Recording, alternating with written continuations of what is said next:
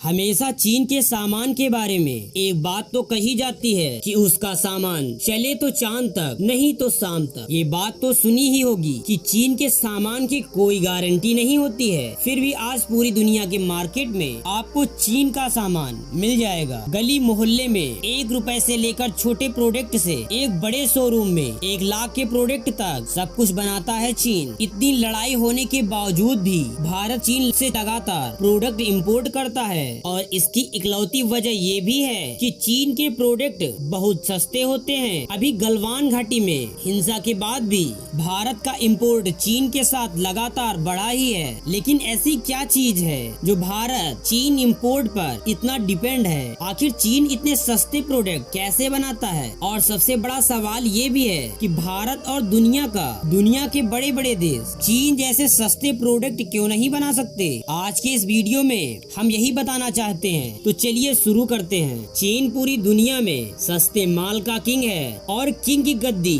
टिकी भी है उसके सामने बनाने और बेचने के मॉडल पर, यानी कि चीन का मॉडल मेन पार्ट है मास प्रोडक्शन। मास प्रोडक्शन मतलब कोई भी प्रोडक्ट लगातार बनना। अब सवाल ये आता है कि चीन ये सब क्यों करता है? उसकी सीधी सादी 2 वजह है। इकोनॉमी ऑफ स्केल का एक मॉडल है जिसे चीन फॉलो करता है। इकोनॉमी ऑफ स्केल का कहना है कि कम मात्रा में बड़ी चीज को प्रोडक्शन करने से ज्यादा फायदे होते हैं। ज्यादा मात्रा में छोटे छोटे, इसे आप आसान भाषा में ऐसे समझ सकते हैं कि पहले आपके घर में 3 लोग का खाना बन रहा था और अब एक नया दोस्त आ गया, अब 4 लोगों का खाना बनने लगा, लेकिन किचन का खर्चा ज्यादा नहीं बढ़ा। प्रोडक्शन तो बढ़ गया लेकिन लागत उस रेशियो में उतनी नहीं बढ़ी। क्यों? उसका जवाब है इकोनॉमी ऑफ स्केल की वजह से। असल में तमाम छोटी छोटी चीजों का प्रोडक्शन बढ़ाने से मुनाफा बढ़ता है लेकिन लागत उतनी नहीं बढ़ती। चीन इसी इकोनॉमी ऑफ स्केल पर चलता है। इसकी वजह अलीबाबा जैसे निर्माता। अब आप सोच रहे होंगे कि यार अलीबाबा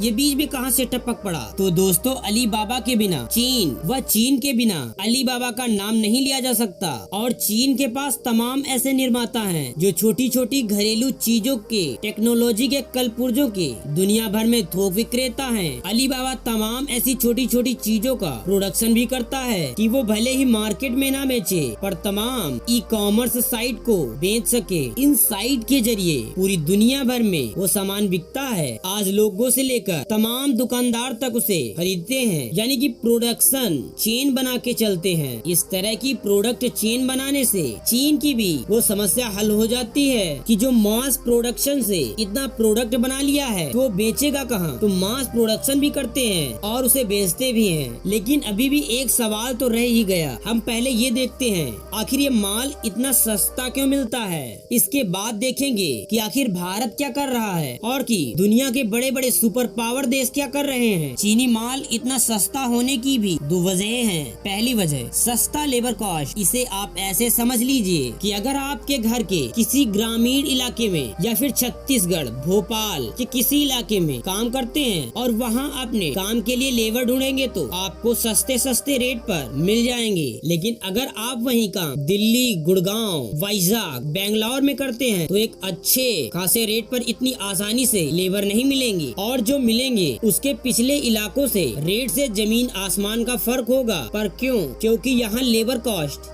ज्यादा है। और आप अमेरिका जाएंगे तो आपको और भी दिक्कत होगी। लेबर कॉस्ट यानी किसी इंसान से काम लेने में हम डायरेक्ट या इनडायरेक्ट तरीके से उन्हें जो पे करते हैं वो लेबर कॉस्ट कहलाती है। डायरेक्ट पे जैसे सैलरी, इनडायरेक्ट पे जैसे कोई भी कंपनी अपने कर्मचारियों के लिए अच्छी अच्छी कुर्सियाँ डलवाए, सबकी डेस्क पर सैनिटाइजर रखवाए, उन्हें खाना भी, ये सारी कॉस्ट चीन में बहुत कम है। वहाँ पर इंसान कम पैसों में भी काम करने के लिए तैयार हो जाते हैं, लिहाजा कम लागत में तूफानी तरीके से प्रोडक्शन हो पाता है। और यही वजह है कंपनियां तो माल आगे भी कम लागत रूप से माल बना पाती हैं और कम दामों में भी माल का अच्छा प्रोडक्शन करती हैं। दूसरी वजह आय प्रोडक्शन। चीनी माल के सस्ते होने की दूसरी वजह वही इकोनॉमी ऑफ स्केल से जुड़ी है। जैसे मान लो आप शुरू में 3 बंदे थे और अब वो 4 हो गए। अब चौथा बंदा आपको हिस्सा देने के लिए तैयार है। अगर आपके पास पैसे कम है तो आप ये सोचेंगे मैं 3 लोगों के खर्चे में 4 लोगों को खिलाऊं। मतलब अब पनीर पराठे पर महीने भर आलू टमाटर बनेगा, दाल पतली बनेगी और बस उतनी ही लागत में प्रोडक्शन बढ़ गया। और अगर ये चौथा आदमी दूसरी जगह से एक थाली के 70 रुपए देता होगा तो आप 60 ही लोगे, तो उसको मेरा खाना सस्ता भी लगेगा और मेरी कॉस्ट नहीं बढ़ी। चीन यही काम करता है, बहुत बार प्रोडक्शन बढ़ाने के लिए प्रोडक्ट की क्वालिटी से खिलवाड़ कर देता है, तो अब आपको प्रोडक्ट सस्ता भी लगता है, उसकी कॉस्ट भी नहीं बढ़ती। इन दो वजहों के साथ चीन के पास एक एक्सपेक्टर भी है, वो है बैंक सब्सिडीज। अब आप सोच रहे होंगे कि बैंक सब्सिडीज क्या बला है। असल में चीन दूसरे देशों को ये सलाह देता है कि आप हमारी कंपनियों से सामान खरीदिए, सिर्फ शुरुआत में कुछ थोड़ा बहुत पेमेंट कर दीजिए, मैंने बयाना दे दीजिए और सामान ले जाइए। अब अगर आप सोच रहे होंगे कि इससे चीन की कंपनी को घाटा होगा तो आप गलत हैं, क्योंकि कंपनी का बाकी का पेमेंट चीन की बैंक कर देते हैं और जब बाद में सामान खरीदने वाली कंपनी को मुनाफा आना शुरू हो जाता है तो चीन के बैंकों को पैसा लौटा दें। इस पूरे मॉडल को कहते हैं बैंक सब्सिडीज। इसी वजह से तमाम देश, तमाम कंपनियां सामान खरीदने के लिए चीन की तरफ देखती हैं। बाकी के देश क्या कर रहे हैं? अब आते हैं बड़े सवाल पर, यानी दुनिया के बाकी के देश क्या कर रहे हैं? बाकी देश में चीन मॉडल को क्यों नहीं अपनाते? और बाकी देश छोड़ो, भारत क्यों नहीं अपनाता? असल में चीन के अलावा यूरोपीय यूनियन के देश, यूएसए और भारत के पास एक क्षमता है कि वो प्रोडक्शन बेतहाशा अप कर दे। लेकिन यहाँ एक बड़ा फर्क है P&D को, यानी कि रिसर्च एंड डेवलपमेंट, जिसका मतलब होता है कि कोई नई तकनीकी की इजाद करना, उसे डेवलप करना। और भारत समेत कई देश सबसे ज्यादा इसी चीज पर ध्यान दे रहे हैं। इसी वजह से भारत, यूएस जैसे देशों से तमाम स्पेस से जुड़ी टेक्नोलॉजी, तमाम दवाएं, तमाम रक्षा सामग्रियों को लेकर नए नए आविष्कार आते रहते हैं। लेकिन P&D एक बड़ा खर्चा मांगती है। वही चीन इस मॉडल पर भरोसा नहीं करता, दूसरे देशों से तकनीक को लेकर अपने प्रोडक्शन करता है। तो अब चलो हम ये नहीं कह सकते अपने प्रोडक्ट पर वो पैक सब्सिडी देकर चीन की तरह ज्यादा बिजनेस क्यों नहीं हासिल कर सकते। इसकी वजह ये है कि देश की बैंकों में जो पैसा है वो हमारा आपका है। चीन लोकतंत्र तो है नहीं, तो ग्राहकों को कम पैसों में माल दे देता है और कह देता है कंपनियों में पेमेंट कर दो। बाद में कई साल बाद कंपनियों का पैसा वापस आता है। कि वहीं अगर भारत की बात करें तो यहाँ बैंकों का पैसा यूं ही किसी को नहीं दिया जा सकता।